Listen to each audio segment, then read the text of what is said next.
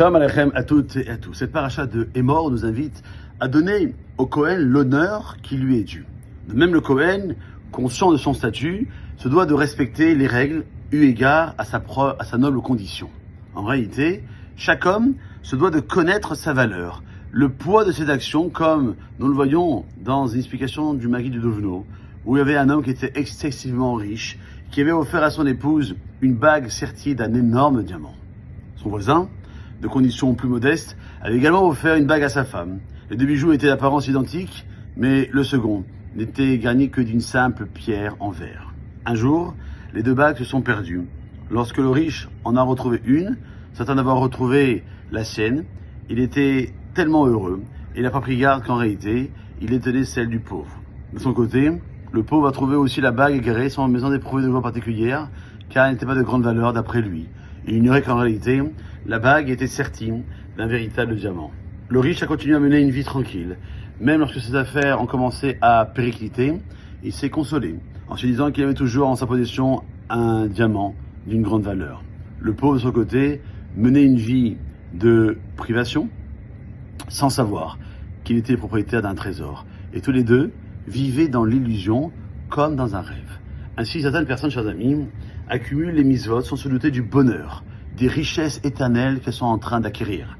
De même, un homme peut étudier régulièrement sans se douter que par son étude, il est un pilier du monde, une source infinie de bénédictions pour lui et son entourage. Le Yetzer Hara, lui, qu'est-ce qu'il veut?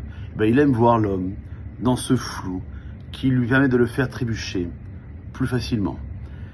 Alors, apprenons de cette histoire et de cet enseignement de cette paracha, au moins pour aujourd'hui, à voir que notre quotidien cache en réalité des trésors insoupçonnés qui ne demandent qu'à être valorisés, appréciés.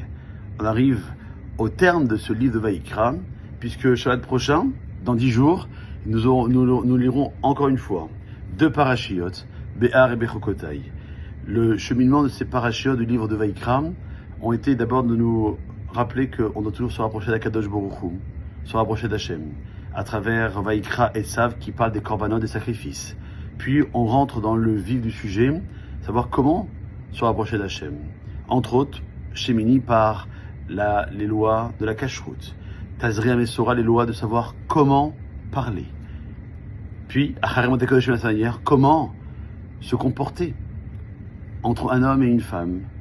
Un homme et sa propre femme, il y a déjà des règles, alors a fortiori de comprendre qu'un homme et une autre femme qui n'est pas la sienne, il y a encore des règles encore beaucoup plus importantes à rajouter.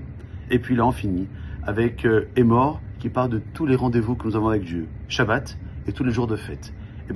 Il restera que Béa Bechokotai, Béa pour nous rappeler qu'il y a une loi qui doit nous animer, c'est toujours celle de la Imuna, à travers l'exemple que donnera sa paracha de Béar, l'exemple de la Shemitah, de laisser la terre d'Israël en jachère, en repos pendant 1 an, sans la travailler, et Kadosh Baruch Hu s'occupera de nous donner la bracha qu'il faut pour qu'on puisse vivre.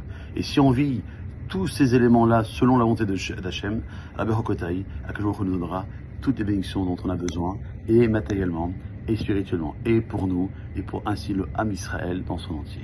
Passez une très bonne journée. Kol Tov.